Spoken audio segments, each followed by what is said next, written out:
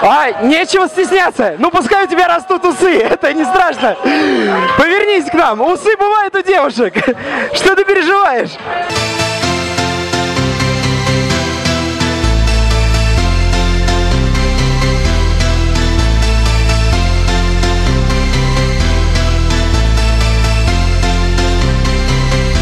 Добрый день, дорогие друзья! Мы по-прежнему в ночном клубе «Рафинад», в месте, где люди отдыхают с четверга по воскресенье. И я по-прежнему Раимов Руслан, человек, который с микрофоном выглядит гораздо симпатичнее, чем без него.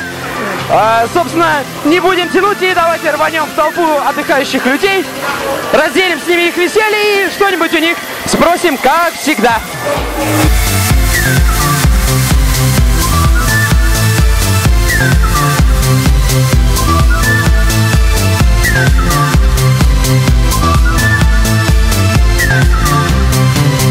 Какая самая сексуальная часть тела у мужчины? У меня. Попа! У меня. Попа? Попа. А какая? Губы. Губы? Скажи мне, какая самая сексуальная часть тела у мужчины? Попа. Попа? Жопень, короче, да? Мы же про мужскую задницу говорим, поэтому, скорее всего, жопень. Скажи мне, как ты думаешь, когда парни на тебя смотрят, на что они в первую очередь обращают внимание? На глаза. Да? Да, на глаза.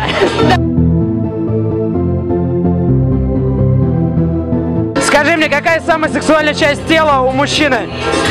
Руки. То есть Эдвард руки-ножницы, Капитан Крюк — это мужчины не твоего формата, да? Нет, нет, они железные. Пета, какая самая сексуальная часть тела у женщины, да? Сиськи. Попка. Это пошло, это шея. Нет, просто он сказал шея, грудь, сиськи. Ну ты, грудные мышцы. Давайте так, по-честному, между нами парнями, какие сиськи лучше, большие или маленькие? Хорошие. Хорошие, как говорить, хорошие сиськи? Крепкие. Твердые. Третий, смело смотрящий сосками в шестой, друзья. Дорогие друзья, давненько мы не брали интервью за 5 минут до выхода артиста на сцену. Рядом со мной сейчас находится МС Шайон.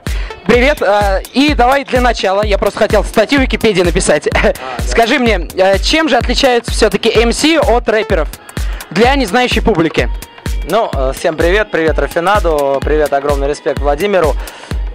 МС — это мастер в церемонии, человек не обязательно должен считывать, то есть есть там, например, клубные МС, которые не могут не писать своих треков, могут просто работать по диджею.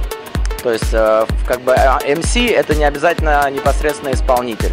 Это может быть и некий церемонимейстер, ведущий и так далее, да? Церемонимейстер? Церемонимейстер. Какой красивый. Грансье. То есть, в принципе, да. Я вот хотел спросить, я свадьбу веду, могу ли я теперь писать в резюме МС?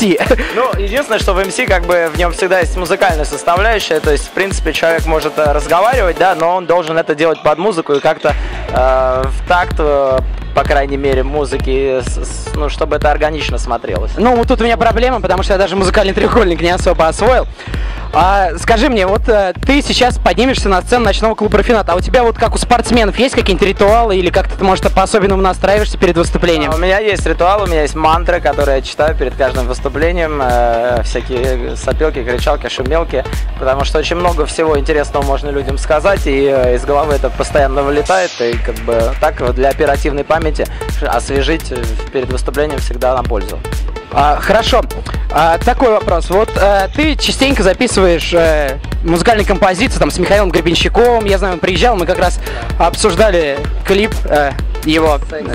Да, и он тоже исполнял. Это сегодня тоже, да, наверное? Будешь ты? Нет, этого трека не будет, но он уже немножко старенький, хотя клип, в общем-то, своей актуальности не потерял. Сиськи, письки, хвосты. Они никогда не потеряют. Сиськи никогда не потеряют актуальности. Вот. Ну, в общем, я просто наблюдаю, как тут делают массаж нашему оператору, очень классно. Это отдельное видео. Его, к сожалению, нельзя выкладывать на YouTube, YouTube его блокирует. Понятно. Ну, в общем, будет сегодня новых много интересных треков. Так что нормально. Так вот, я об этом и хотел спросить. Вот в планах на будущее что у тебя? Может, сольный какой-то диск или записать песню с кем-то? Ну, сначала выйдет у меня в октябре, 16 октября, в мой день рождения, диск фичерингов, альбом фитов со всеми диджеями, с которыми я успел поработать за 2 года. Вот, и, в общем-то, он будет называться «Путеводитель по клубной Москве», Moscow Club Guide. И там, в общем, все клубы, каждому клубу будет соответствовать определенный трек с диджеем. Вот Ну, это круто. А с кем бы хотел бы записать свой следующий трек? Ну, или вообще, нет, не так. Заветная мечта, с кем хочется? Записать трек. Записать трек, я поправлю. Заветные мечты, прям если уж прям такие заветные. Я бы с Афроджеком сделал, с Чаки бы сделал с удовольствием трек. Вот. А из наших, из русских ребят, ну, мы продолжаем сотрудничество со Смэшем, с Леней Руденко, в общем, с диджей Фениксом. И, в принципе, много, на самом деле, интересных новых ребят появляется. Поэтому я в этом плане всегда за эксперименты. Мне интересно сотрудничать с кем-то, поэтому что мне предлагают, за это я, в общем, если мне нравится, за это я берусь. На самом деле с техно-диджеями бы поработал, но по причине слишком гипертворческости он их не всегда получается состыковаться. Точнее, не получается, кроме как бы каких-то злостных автопати, с ними состыковаться, чтобы трек записать. Как вообще происходит запись твоей песни? Вот скажи мне. То есть тебе диджей звонит и говорит: слушай, у меня есть вообще музычка клевая, но нужно, чтобы кто-нибудь на нее что-нибудь наговорил, или ты сам приносишь тексты кому-то? Знаешь, ну вот именно этот альбом, который выйдет в октябре, там схема работы была такая, что мне действительно набирали там друзья, знакомые, диджеи, и говорили: Лех, давай что-нибудь сам вместе сделаем, там, например, по образу и подобию вот такого-то трека. Или наоборот, у меня есть уже какой-то музыкальный материал, вот, мне кажется, что ты там как-то будешь интересно смотреться в этом треке, давай попробуем. Если мне нравится, я говорю: окей, давай, не вопрос. И в то же время, как бы, если я понимаю, что я сам неуместно как-то буду выглядеть, но, например, я знаю, как там нужно спеть или как там нужно что-то сказать, я просто беру на продюсирование этот трек и там поет вместо меня там кто-то другой. Девушки, там вот в треке DJ Squire Stars спела девчонка, как бы вокал, то есть я написал вокальные партии, тексты. То же самое сейчас мы делаем трек для Маши Силуяновой. Вот. А не было никогда мысли перейти в стан рэперов? Ты знаешь, у меня как бы так всегда по жизни получалось, что я как бы ни в одном и ни в другом стане. То есть меня нельзя отнести там к какому-то определенному четкому направлению. Я постоянно просто экспериментирую, поэтому я не гонюсь там за каким-то статусом там рэпера. Мне вполне хватает то, что я артист, исполнитель, и не хочу ограничивать себя какими-то рамками. Хорошо, а вот сидит молодой человек или девушка сейчас, ну, они же будут смотреть видео, сидит и думает: блин, клевый парень. Вот я тоже хочу быть MC. Но что делать? С чего начать? Куда бежать? Где фронт? Ну, на самом деле, начинать нужно с того, что обратить внимание на опыт мировых известных MC, там, Фэтман Скупа, например. Ну, их много есть разных MC. Поучить тексты, почитать, поразбираться в музыке. Ну, MC это некий такой фристайл все равно, то есть этот человек должен просто чувствовать музыку, если он ее чувствует, то у него это все будет получаться само по себе. Ну, базу только нужно наработать каких-то там текстов. И работать над собой, над дикцией. От топа до копыт пыль по полю летит. Вот что-то типа этого. Можно над дикцией поработать, да, над произношением можно поработать. Ну ты никогда не говорил какие-нибудь скороговорки, нет, чтобы я тренировать? в школе говорил в 9 классе, и, к сожалению, о том, сейчас недавно состязался с сестрой, понял, что я вообще профан, то есть я провалился в этом плане абсолютно. Но как-то это не мешает моей работе, не знаю, я думаю, что оценят люди по достоинству. Я тоже думаю, что тебя сегодня люди оценят по достоинству, я в это верю.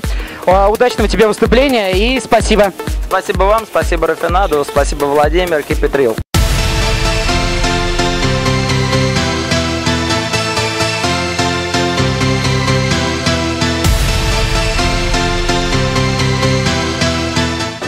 Друзья, ну что ж, очередная ночь в ночном клубе «Рафинад» подошла к концу.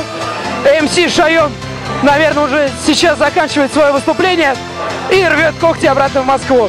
Хотя нам он сказал, что ему очень понравилось его выступление, но по-другому он не сказал. В общем, ходите к нам в «Рафинад». 1 сентября у нас снова будет звезда шоу «Каникулы в Мексике» Став. Высыпайтесь, берегите коленки, кушайте. В общем, всего хорошего. Давайте, до новых встреч. У меня просто такое похмелье, Андрюх, ты даже... Да.